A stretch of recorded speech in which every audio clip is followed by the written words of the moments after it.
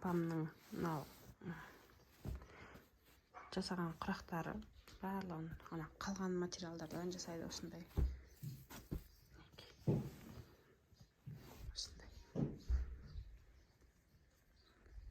80 жасқа.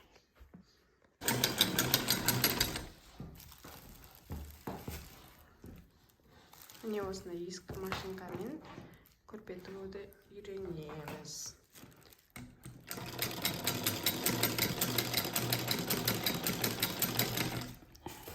Негізі қиын ештеңесі жоқ, оп-оңай ғана.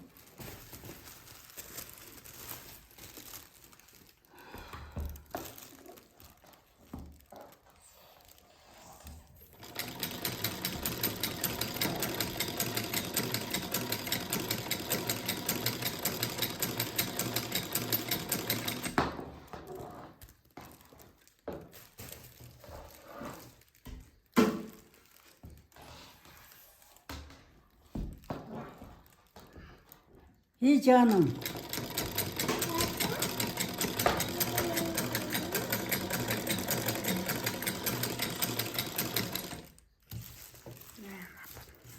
Vay bu maşini menin артымнан келген maşini.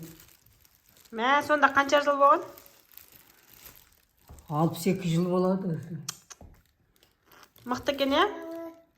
Осы менің артымнан жасап келген. Ана Ақбөмнің енесі берген.